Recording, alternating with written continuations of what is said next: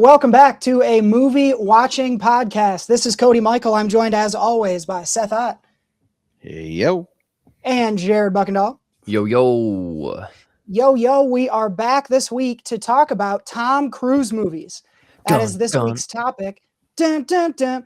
I got to choose this one, and because I'm a great picker of things, we are going to watch an awesome movie this week featuring our boy Tom Cruise. This I knew would be an interesting one because for the most part, we have seen Tom Cruise's movies. In fact, when we looked at our list, we had to go all the way back to, let me make sure I get this right. The future. Back to the future. Man, we should have watched Goldmember now that we go through his movies. That's true. It was the last time we had to go all the way back to 2008, which was the movie Valkyrie, to get the most recent Tom Cruise movie that none of us have seen. That's not going to be our pick this week. But that's 18 years of Tom Cruise that at least one of us has seen, which feels like a pretty good streak for us. And honestly, there were only about 15 movies in Tom Cruise's filmography that were even eligible for this list. So I'm very proud of us for having, covered our bingo card for Tom Cruise. Would you guys, I feel like a really big Tom Cruise fan, unapologetically and pretty vocally. Where would you guys put yourselves out of 5 on the Tom Cruise-ometer? I think he's getting a solid 4. If I see him, I'm watching him. He's always, doing his thing. He's a movie star. It's probably 3.5 for me on the Tom Cruise meter. I think a lot of the Tom Cruise watching that I've done was when we were living together, Cody, and so and I have continued watching his movies since, but he hasn't really had that many since the Mission Impossible ones. So going back to watch a lot of them, I haven't caught as much of, but yeah, I'm looking forward to some Tom cruising this week. Always good to do some cruising. Obviously Mission Impossible, you mentioned it, is a classic. We have things like Collateral, which I've seen, but I'm really bummed you guys haven't. If there's a movie on the list that I could recommend to you guys, Collateral would probably be the one. It's a little darker, a little edgier Tom Cruise, and Jamie Foxx is really good in it. Mm-hmm. Tom Cruise is a hitman, and he basically kidnaps Jamie Foxx, who is a cab driver, to drive him around the city to commit his hits. And so Collateral is very good. But again, every Tom Cruise movie is excellent. Maybe not including 2017's The Mummy, which might be the bargain basement for Tom, but we did all go see that. So that speaks to maybe our recency bias a little bit. Obviously, you have the early 80s Tom Cruise, Endless Love and Taps. Those were eligible, but are not our selections this time. Our top few that we ended up landing on were Vanilla Sky, which is, from 2001. None of us had seen Vanilla Sky. The Last Samurai, which is another one that's rated highly. Samurai! Which is not going to be our pick, but is going on my list. I'm a little bummed I haven't seen Tom Cruise in, samurai age Japan yet.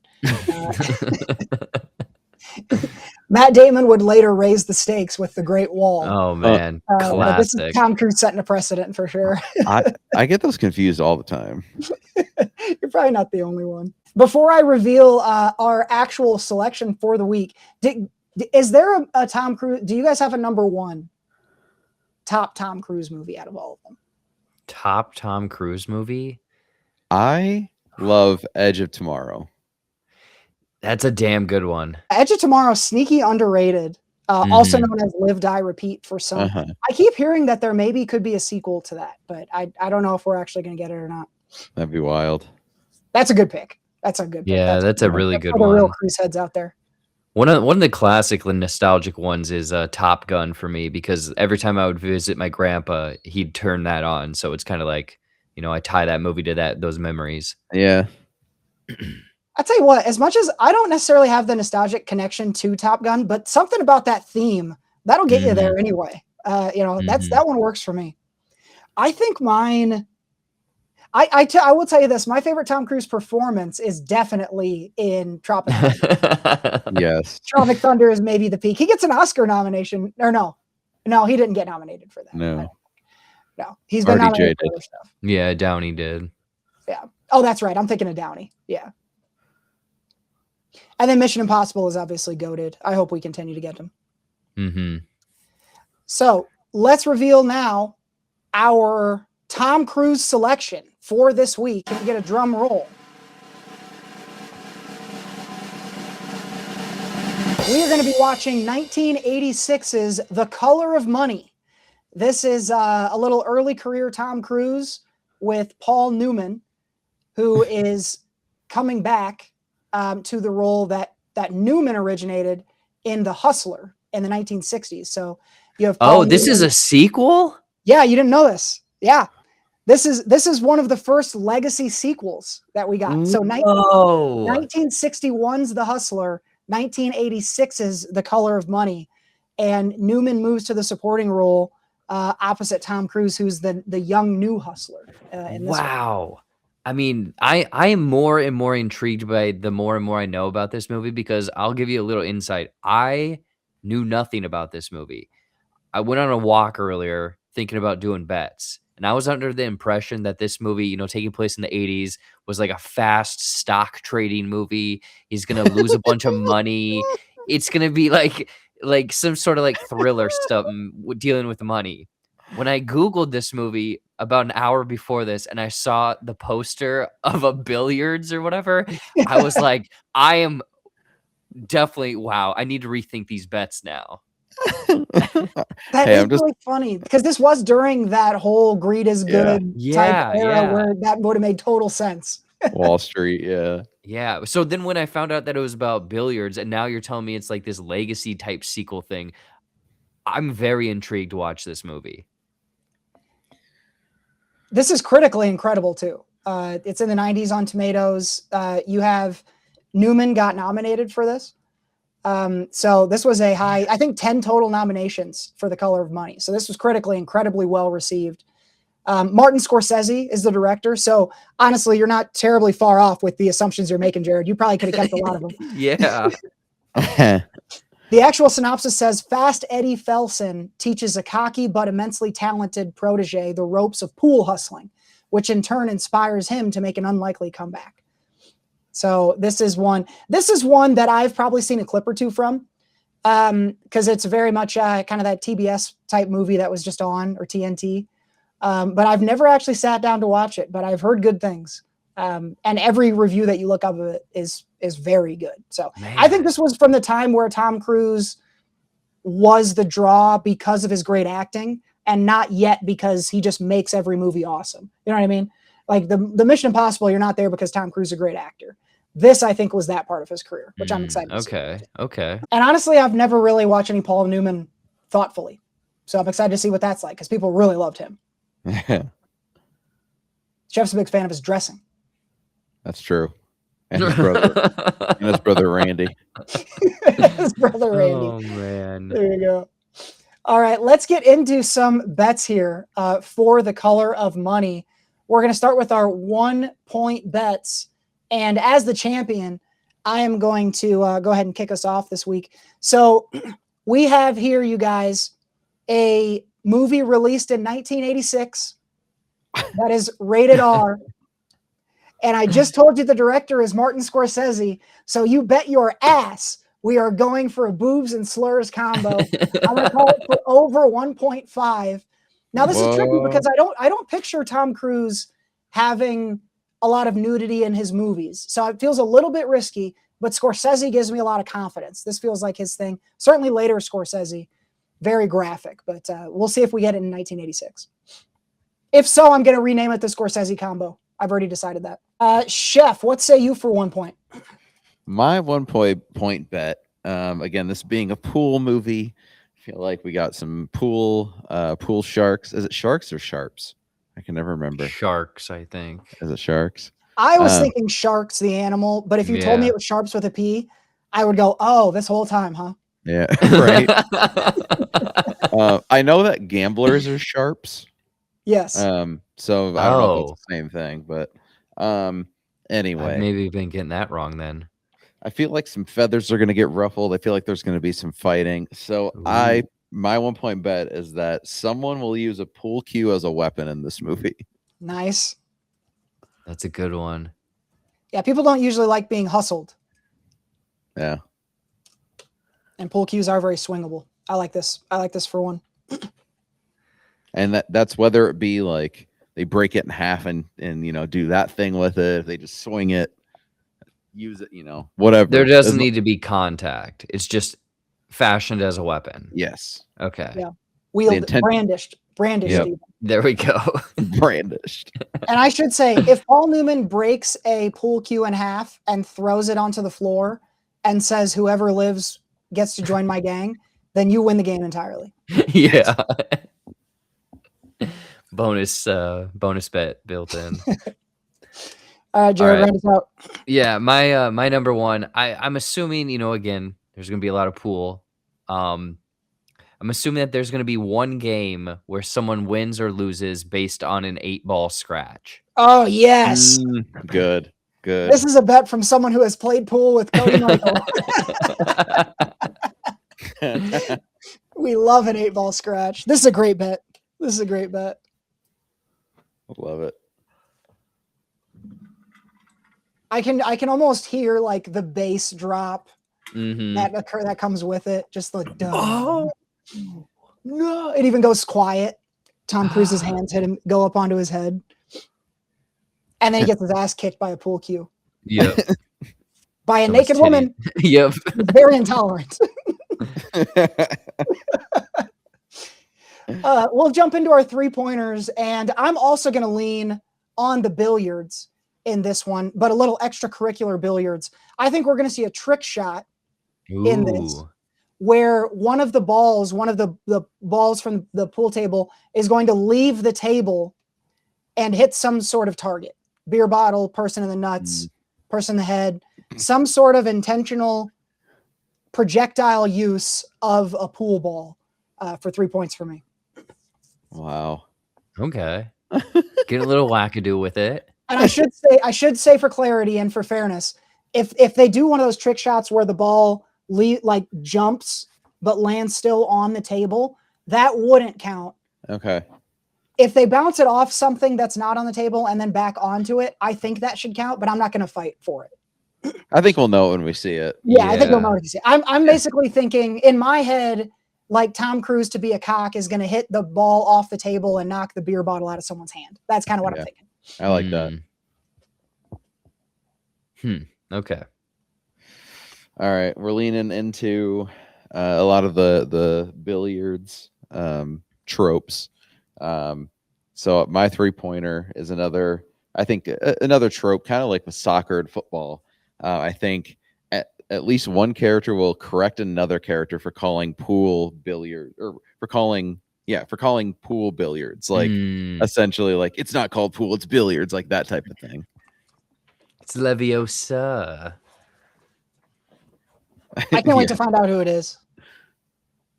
Whoever the Cody Michael of this movie is, we're going to find out pretty quickly. Actually, it's billiards. It's billiards. It was invented in blank did blank. Don't you ever call it pool? Pool's for kids. Billiards is a man game. Oscar winner Paul Newman, everybody. When you're tired of playing for those $5 bills, I'll teach you how to really play. For billiard, we play for 20s in billiards. All right. Jared for 3. Okay, so with the synopsis, saying this old guy's coming back, a new protege, I'm assuming that there's gonna, like you're saying, some feathers being ruffled. I think that the once mentor will then become the villain by the end of the movie. Ooh, heel turn. I like that bet. I have something similar for my 5, but I think mine's a little more specific, so I think we can go with it. Okay. We'll clean up the differences. Yeah, we'll do a judgment later. Yeah, but for now, I'm going to call this a heel turn from Paul Newman's mentor character, Fast Eddie. There we go. Yeah. Yep. There we go. Wrestling fans, especially, will be familiar with that one. On for the 5 pointers. We're shooting for the moon here. Now, everybody who listens to the show knows one of the things I love is to see an actor early in their career kind of start in on some of what would later become their signature moves. So this is 1986. We've already had Risky Business. We've already had, or we're about to get Top Gun. I want to say Cocktail. We're also about to get Cocktail. And I think that, Top Gun comes out the same year as Color of Money. I think that during the 80s is when we're going to establish that Tom Cruise loves music. Okay. The dance scene in Risky Business to Old Time Rock and Roll, the fat hands dancing in Tropic Thunder as the producer guy, the singing in Top Gun. I think we're going to have some sort of Tom Cruise musical number in this.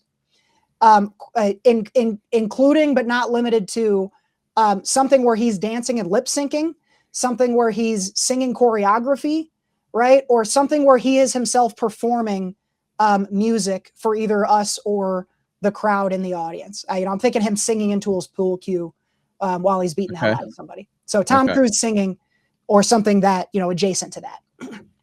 I like it. If he's in his underwear, I win the game.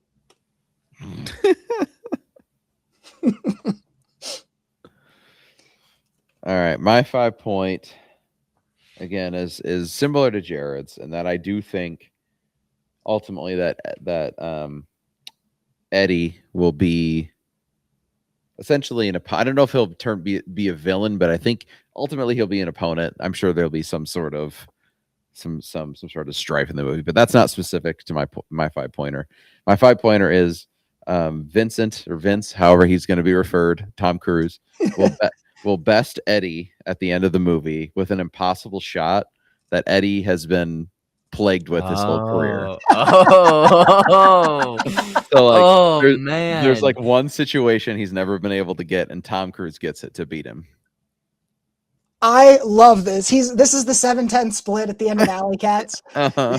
Yep. Oh my God. This. That is so specific. I do love the ever since I was able to catch the dragon with the Killer Clowns ending, because I was able to achieve that. I've been trying to.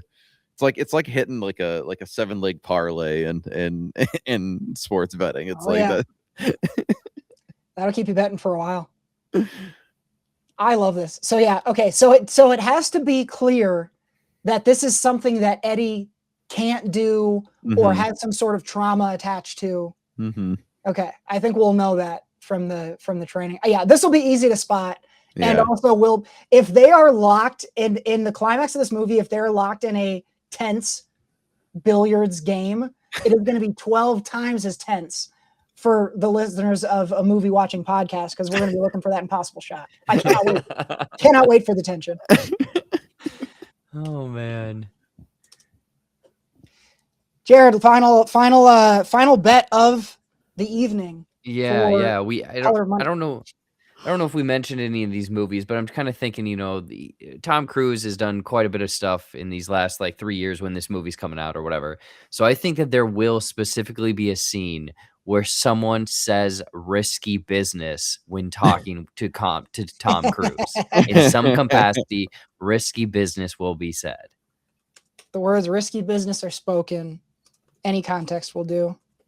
I swear to God, if Paul Newman looks at Tom Cruise and says, "That sure is risky business, son," I'm gonna piss my boom, britches. Jumping off the couch, cheering. I tell you what, this is the fact that it's Paul Newman is just. I just think of him as so prestigious, but he definitely is going to be, to me, the one that delivers this cheese ball. Yeah, man.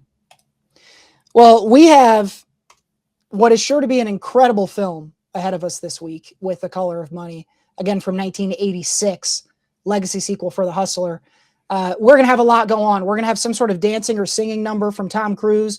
We're going to have an impossible shot winning the climactic battle between Eddie and Vince. We're going to have someone talking about risky business. We're going to have trick shots used as projectiles off of the table. We're going to have someone making sure we're getting the right vernacular from pool to billiards. We're going to have a heel turn from Paul Newman. We're going to hit a boobs and slur combo, potentially renaming it the Scorsese. And then we're going to see an 8-ball scratch and a pool cue used as a weapon. This is going to be an incredible film. Very billiards heavy. I hope this is one where it actually is about the billiards and not where it's just like actually about the friends they made along the way, or we're going to miss all these.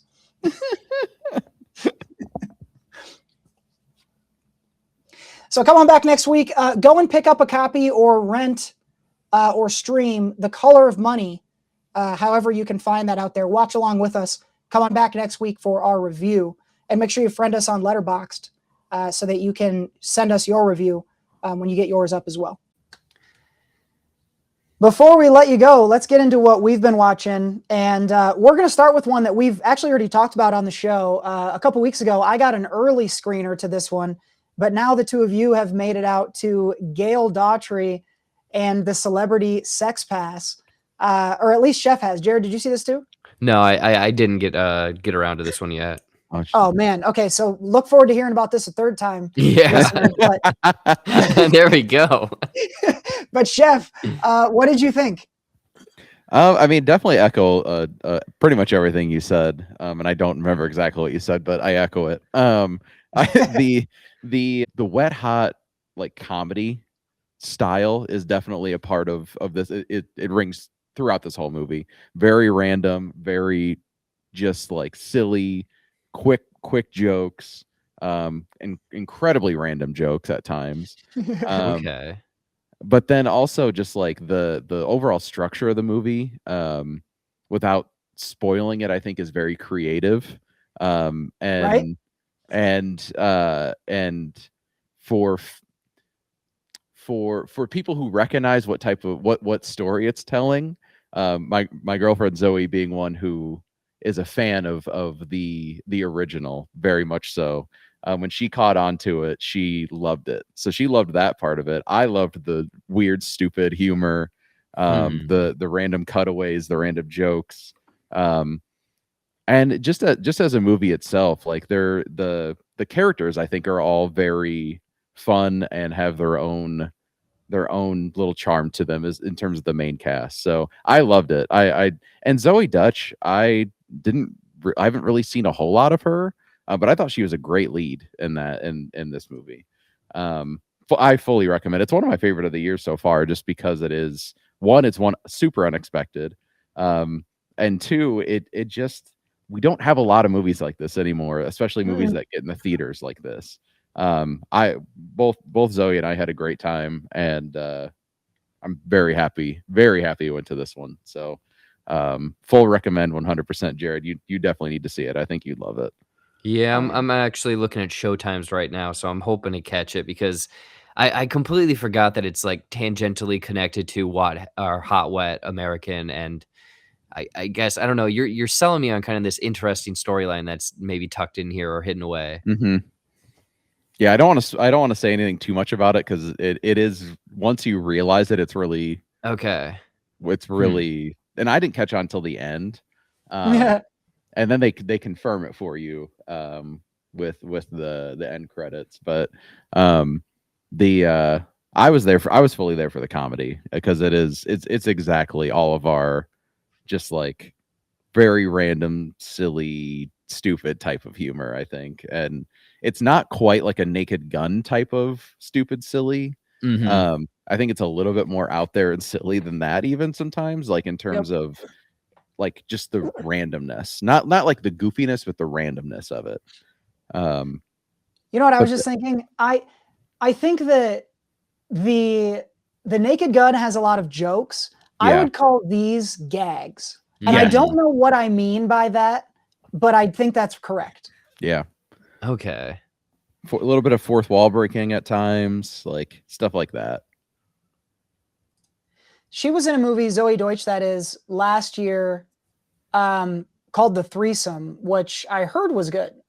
I think that was on Netflix. She's been around for a while. She's been in a lot of things.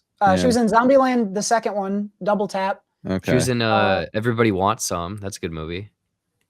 Also, Dirty Grandpa. Oh yeah, classic Dirty Grandpa. I hate to admit that I've watched that more. I think I've watched that movie at least 4 times. Aubrey Plaza's is she the best part of that movie? I know she's hilarious in it. Yeah, she's very good. Man. Well, there you go. Gail Daughtry and the Celebrity Sex Pass. Catch it if you can in your local theater, or come back to a future episode of this podcast to hear Jared's review. Jared, we are going to go to you for this next one. I'm bummed that I didn't get to this, and that you've beaten me to a horror movie. I don't remember when the last time that happened was. But you got to the latest in the Evil Dead franchise. How did it stack up? Damn, I didn't realize that you hadn't got out to it. Okay, so I'm the only one here. Yeah, resident horror guy. I am not the horror guy on this podcast, but like a few years ago, yeah, when Evil Dead Rise came out, I was surprised how much I liked it. It was very like claustrophobic in an apartment. It was very bloody. It was pretty scary. And the trailers for this one kind of looked like it was gonna, capture kind of like what made that one so special or frightening, or landing with fans. And I don't know, this one, it was kind of convoluted. There was, I guess I'll explain kind of what the setup for this one is basically it's like these, I don't know, kind of early 20-year-old, mid 20-year-old kids just all hanging out, or adults. And then unfortunately one of them passes with like a freak accident basically. And then it's the one that was married to that family going back and basically having the funeral with her in-laws. And basically the in-laws are the ones that end up turning into the Deadites in this movie.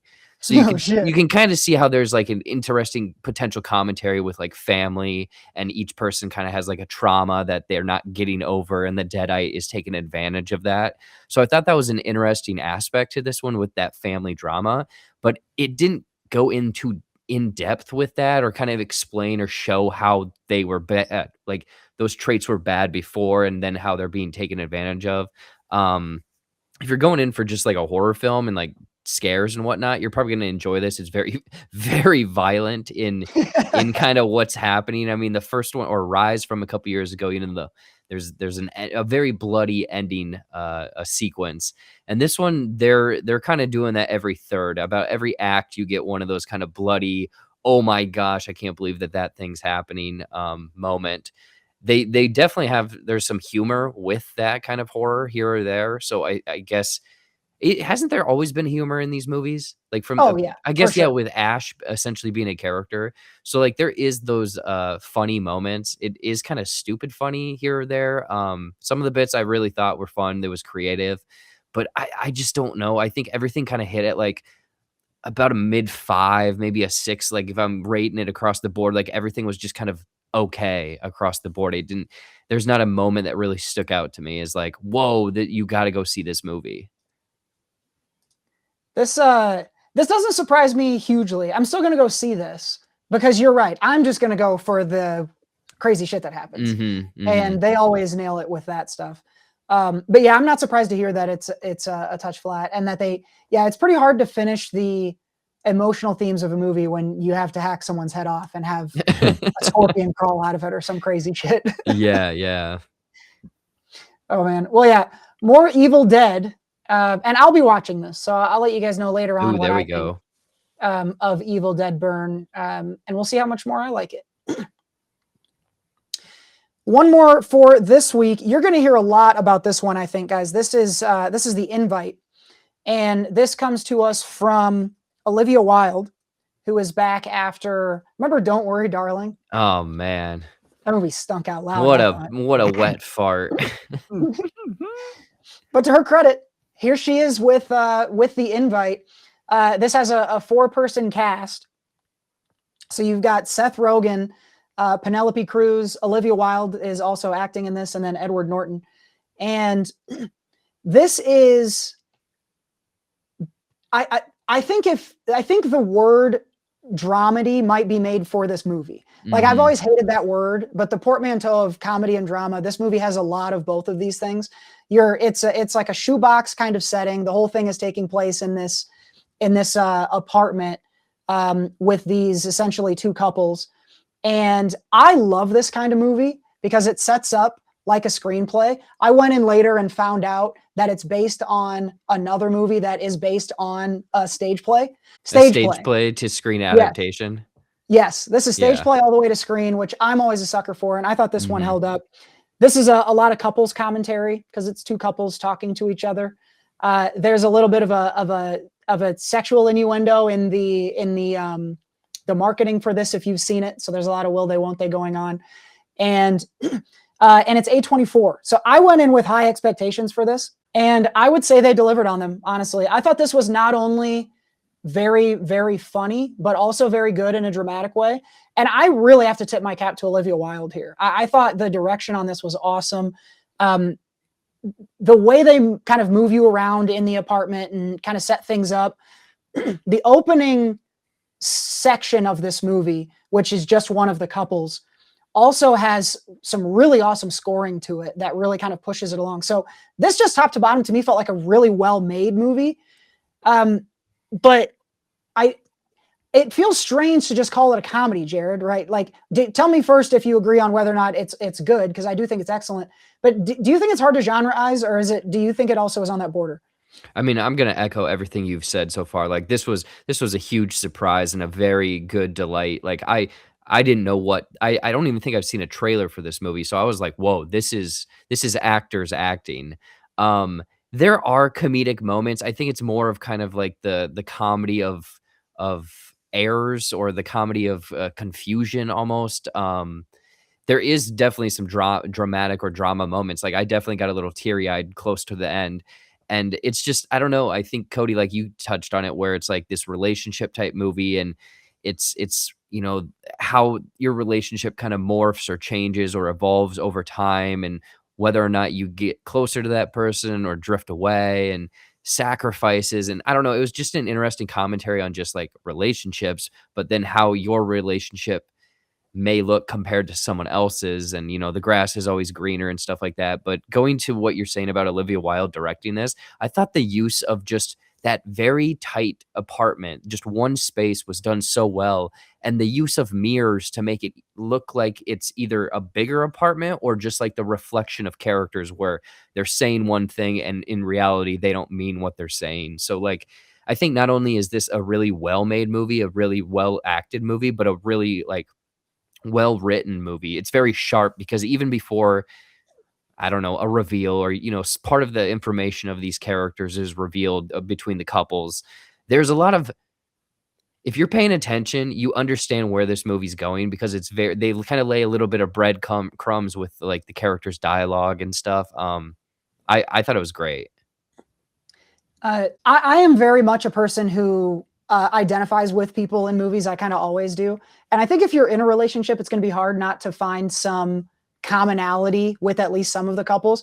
I think having a 4-person cast is really good here, because you have 2 chances to see how couples act in different ways, and then 4 chances to see how people within those relationships act.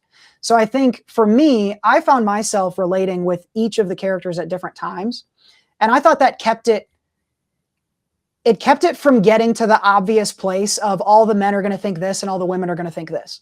Like, this very much is not that movie. And I thought that is probably a really hard thing to do. That's either the writing, like you said, and or they did a fair amount of improvising here. I think the answer is probably both. I think you're going to have improvising if you have Seth Rogen there. Mm-hmm. But the writing here, I think there's 7 or 8 things this movie could justifiably be nominated for. It seems early to say that, but genuinely. Mm-hmm.